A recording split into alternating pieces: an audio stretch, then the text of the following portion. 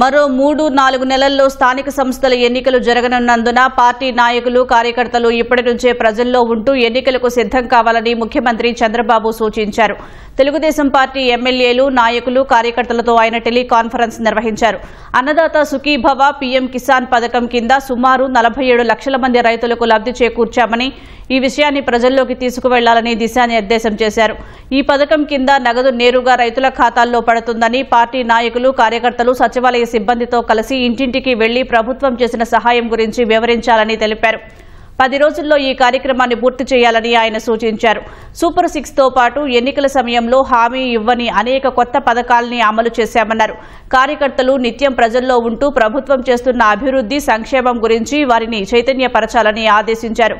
ఏ కార్యక్రమం చేపట్టినా జనసేన, బీజేపీలను కలుపుకొని వెళ్లాలని, స్థానిక సంస్థల ఎన్నికలకు 3 పార్టీలు కలిసి వెళతాయని ఆయన స్పష్టం చేశారు.